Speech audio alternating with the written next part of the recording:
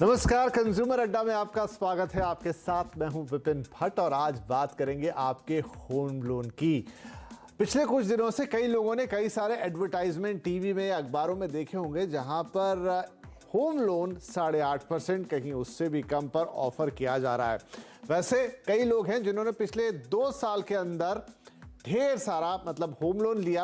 ढेर सारे लोगों ने लिया क्योंकि रिकॉर्ड बिक्री हुई है घरों की, और वो होम लोन उस वक्त में लिया गया जब ब्याज दरें देश के अंदर सबसे निचले स्तर पर चली गई थी। करीब 6.5% तक लोएस्ट होम लोन ऑफर हो रहा था। तो किसी को 6.5 मिला, किसी को करीब 6.25 मिला, किसी को 7, मैक्सिमम किसी को 7.25 या 7.10 के आसपास मिला। ऐसे लाखों लोग हैं, घर खरीदार हैं, जिन्होंने सस्ती ब्याज दरों में होम लोन लिया। लेकिन अब जैसे जैसे आरबीआई ने दरें बढ़ाने का सिलसिला शुरू किया, उनके होम लोन महंगे होते चले गए।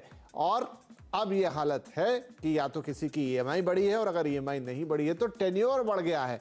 कई लोगों का टेन्योर इस कारण से उनके रिटायरमेंट एज के बाद भी चला गया है। और फिर जब आप ये एडवर्टाइज देखते हैं कि भाई ये तो वापस से सस्ते में होम लोन मिल रहा है, ये क्या? तो भाई बैंक है, वो नए कस्टमर्स को लुभाने के लिए सस्ता होम लोन देते हैं। ऐसे में बताया ये जाता है कि आप भी इस चीज का फायदा उठा सकते हैं। कैसे, वही कार्यक्रम में आज हम चर्चा करेंगे। तो पहले समझ लेते हैं कि हो क्या रहा है, एक नजर डालते हैं कुछ बिंदुओं पे, कुछ टॉपिक्स पे। देखिए, ब्याज दरें बढ़ने से होम लोन महंगा हुआ। डेफिनेटली भाई, हमने 6.5 पे लिया था और अब ये पहुंच गया करीब करीब 9, और कुछ लोगों के लिए तो 10% से भी ऊपर निकल गया अगर ये उनकी रकम ज्यादा बढ़ी है लोन की। ईएमआई बढ़ गई कुछ लोगों की, या फिर रीपेमेंट का टेन्योर बढ़ गया, यानी कि कभी 15 साल में या 20 साल में खत्म होना था तो अब वो 22, किसी का 23 साल तक चला गया। रिटायरमेंट की एज क्रॉस कर गया कई लोगों की, इसलिए उनको चिंता हो गई है कि भाई उसके बाद भी उनकी ईएमआई चलती रहेगी, जो कि एक मोटी ईएमआई है। तो ये वो बिंदु हैं। और जैसा मैंने कहा कि इस बीच इश्तेहार जहां पर 8.5% पर होम लोन मिल रहा है, तो ऐसा कैसे हो सकता है, और अगर ऐसा हो रहा है तो क्या हम उसका किसी तरीके से फायदा उठा सकते हैं? बहुत सारे मैसेजेस भी आपके इनबॉक्स में पहुंचे होंगे जहां एक बैंक आपसे रिक्वेस्ट कर रहा है कि क्या आप अपना मौजूदा होम लोन ट्रांसफर कराना चाहते हैं। हाँ, लगता तो अच्छा है कि तरह करा लेते हैं, लेकिन ये तरीका थोड़ा सा लेंदी होता है, थोड़ा खर्चा भी होता है।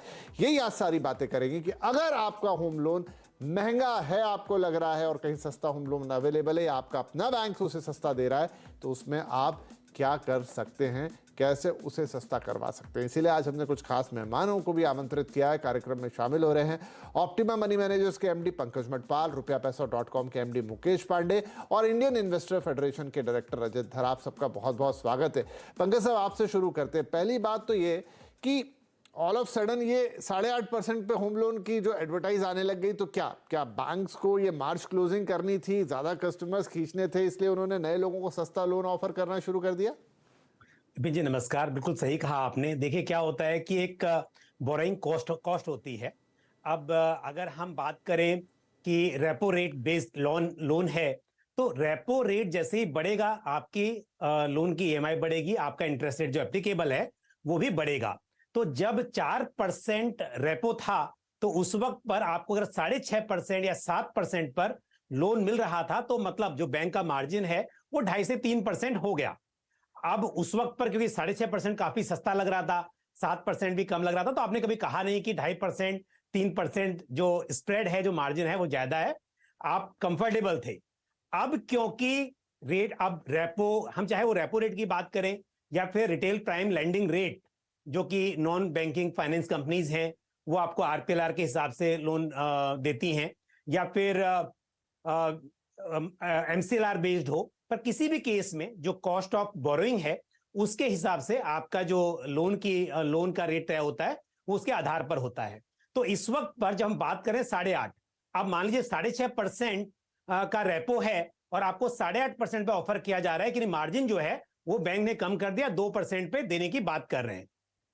यहां पर दो बातें बहुत इंपॉर्टेंट हैं। एक तो ये कि बैंक ने ऑफर तो किया है, बट इसका मतलब ये नहीं है कि उसी रेट पर आपको मिल जाएगा, क्योंकि हर इंडिविजुअल की अपनी एक असेसमेंट होता है जिसके बेसिस पर लोन का रेट तय किया जाता है। तो ये मिनिमम है। तो जब आप सोच रहे होंगे कि मेरा लोन रेट बहुत महंगा है, क्या दूसरा बैंक मुझे 8.5% पे देगा, वो ऑनवर्ड्स है।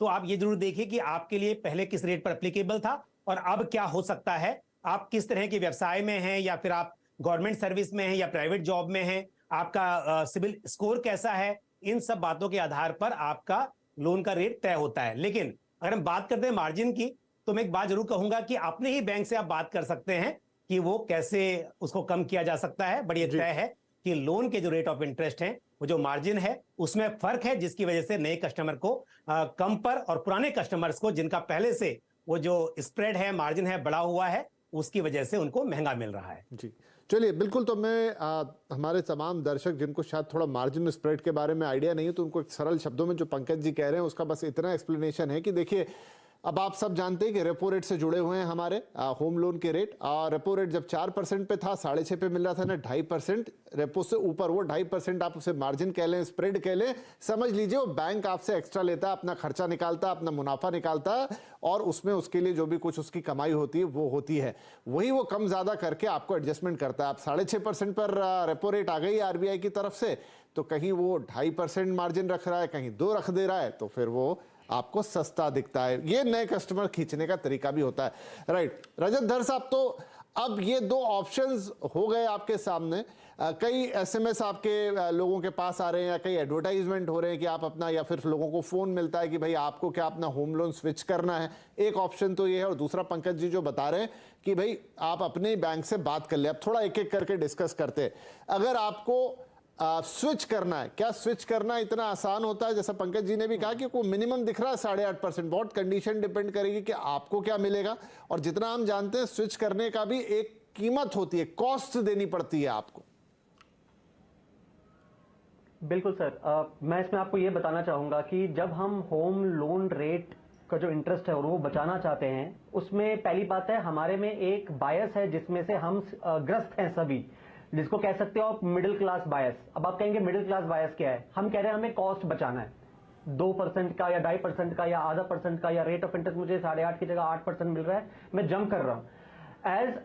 एज अध्यक्ष भारतीय निवेश महासंघ, अगर मैं आपसे बात करूं, भारतीय निवेशक महासंघ की अगर मैं बात करूं आपसे, तो इसमें कहने की सिर्फ बात यह है, इसमें कहने की बात सिर्फ, जस्ट अ सेकंड, हाँ सॉरी, तो इसमें कहने की बात सिर्फ ये आएगी कि जब आप होम लोन का देखते हैं, इसमें आपको 2 पर्सपेक्टिव्स देखने हैं। सबसे पहली बात, महंगाई होती है कि आप एक जगह से दूसरी जगह पे शिफ्ट करेंगे, यू हैव टू पे चार्जेस, और वो लेंथी प्रोसेस है।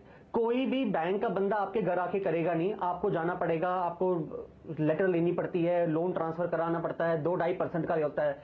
लेकिन सबसे पहला सवाल क्या है? सबसे पहला सवाल ये उठता है कि क्या ये सही टाइम है आपको स्विच करने का? अगर आपको स्विच भी करना है, अगर वो आपको लगता है मुझे चवन्नी अठन्नी कम मिल रहा है, क्या ये राइट टाइम है? मैं आपको ये बताऊंगा, 1 अप्रैल से रेट ऑफ इंटरेस्ट फिर से बढ़ने वाले होम लोन के across many providers.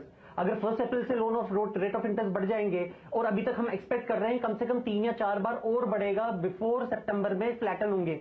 So if you ask me as अध्यक्ष ऑफ भारतीय निवेशक महासंघ, मैं तो ये कहूंगा कि आप 6 महीने रुक लीजिए, और 6 महीने रुकने के बाद अगर आपको ट्रांसफर भी करना है तो भी आप कर लीजिए। लेकिन इसमें भी कैच है, आपको अभी कहते हैं ना कि जब केबल टीवी लॉन्च हुए थे 1990 के दशक में, तब वो फ्री ऑफ कॉस्ट आए थे, तो सबने ले लिया। लेकिन जब बाद में पैसा लगने लगा, सब्सक्रिप्शन लगने लगा, तो लोगों ने पे करना शुरू किया। अभी आपको वो लोअर कॉस्ट पे एक्वायर करेंगे, 6-8 महीने के बाद अगर आपकी कॉस्टिंग बढ़ा दी, आप मार्जिन बढ़ा दिया, then you will have to pay that. तो आप 6 महीने के बाद दूसरी बार 2% का इंटरेस्ट देके तो स्विच आउट नहीं करेंगे। तो ये सिर्फ एक ही चीज है। अगर मैं आपको इसमें दूसरी चीज की बात करूं, तो जब आप इसको जस्ट अगर मैं आपको इसमें दूसरी चीज की बात करूं, सबसे बड़ी चीज, हम सबसे बड़ी गलती ही ये करते हैं कि अभी हमें रेट ऑफ इंटरेस्ट कम करने के लिए जंप नहीं करना है, हमें वो जंप करना है सितंबर में, नॉट सितंबर से पहले। अब आप कहेंगे अगर सितंबर से पहले जंप नहीं करना है, लेकिन पिछले 1 साल में मेरी ईएमआई की जो दर है पर मंथ की, वो 9,000 बढ़ गई है सपोज, या 8,000 बढ़ गई है, तो मैं उस चीज को कम कैसे करूंगा? तो एज ए पोर्टफोलियो मैनेजर भी अगर मैं आपको बात करूं, मैं आपको एक सिंपल एग्जांपल देता हूं। आपको क्या करना, आपने सारे का सारा पैसा तो लोन में लगाया नहीं है, कुछ पैसा आपकी सेविंग्स का भी है। तो सेविंग्स में क्या आपकी 5% की एफडी आपने रिन्यू करके 8% पे करी है? क्या आपने 8.5% पे एफडीआं करी हैं? अगर आपने एचडीएफसी लिमिटेड या पीएनबी हाउसिंग या एलआईसी हाउसिंग की एफडीज ले रखी है, या श्रीराम की ले रखी है, पहली बात। दूसरी बात है, दुखद ये है कि एफडी का पैसा तो एक्यूमुलेट होता रहता है, हम पे नहीं करते, लेकिन हमारे को कैश होता है, मतलब हमारे पे 10,000 रुपए का अतिरिक्त बोझ आ गया है। इसको बचाने का तरीका क्या है कि अगर आपके पास स्टॉक्स हैं तो आप डिविडेंड स्टॉक्स बनाइए। आपकी, अगर मैं आज ये बात करूं, अगर हम डिविडेंड स्टॉक्स की बात करते हैं, सिर्फ 10 लाख रुपए का, अगर मेरे पास सपोज 20-30 लाख 40 लाख का पोर्टफोलियो है और 10 लाख का मैंने अमाउंट डिविडेंड स्टॉक्स में डाल रखा है, ब्लू चिप कंपनी 10,000 करोड़ से मुझे लग रहा है धर साहब बहुत सारी बातें मिक्स हो रही, मुझे समझ में आना बंद हो गया, तो दर्शकों को तो आना बंद ही हो गया होगा। मैं बस उस पर जाता हूं। पंकज जी, मैं आपके पास भी आ रहा हूं। मुकेश जी, पंकज जी, धर साहब जो कह रहे हैं कि ये बात जरूर मुझे थोड़ी लॉजिकल लगी कि ऐसा तो होगा नहीं, बैंक ने आपसे ले लिया, अभी तो क्या है, कस्टमर एक्विजिशन के लिए रेट कम है, वो आगे बढ़ भी सकता है, तो क्या आप थोड़ा रुक जाए? हो सकता है कि ये जो पूरी साइकिल है जो ऊपर की तरफ जा रही है, आरबीआई एक दिन इस पे जब ब्रेक लगाएं तब तक इंतजार करें, फिर देखें, क्या क्राइटेरिया होना चाहिए इसका? नहीं सर, मेरे हिसाब से मेरी ओपिनियन ये है कि रुकने की जरूरत नहीं है। उसकी वजह यह है कि आपका जो मार्जिन, उसको स्प्रेड कहिए, मार्जिन कहिए, आपने समझाया अभी जैसे, वो जो होता है वो फिक्स होता है, और जो बेस होता है, चाहे वो आपका रेपो हो, एमसीएलआर हो या फिर प्राइम लैंडिंग रेट हो, वो आपका बदलता रहता है। तो मान लीजिए आज की तारीख में 6.5% का रेपो है और आपको लोन जो है वो 8 पर मिल रहा है, इसका, या 9 पर मिल रहा है, 6.5 में 8 पर तो मिलना पॉसिबल ही नहीं है, 9 पर मिल रहा है, तो इसका मतलब क्या हुआ कि 2.5% का आपका उस पर मार्जिन जुड़ा हुआ है। अब यदि बैंक से नेगोशिएट करते हैं और मार्जिन कम कर लेते हैं, उसको आप आधे % से कम करवा लेते हैं, तो आपका लोन 8.5 पे आ गया इस वक्त पर। अगर आपका वो 0.5% जो है वो कम कराएंगे आप, और 6.5% है, उसके ऊपर अगर 2% रहेगा तो आपका 8.5% आ जाएगा। अब अगर पहली स्थिति होती कि 6.5 प्लस 2.5 9% है, और लोन का इंटरेस्ट मान लीजिए एक कैलकुलेशन के लिए 0.5% से बढ़ जाता है, तो सीधा आपका वो आधा % बढ़ने वाला था, तो यानी कि 9 की जगह 9.5 होता। बट यदि अभी 8.5 हो गया है तो बाद में 9 होगा।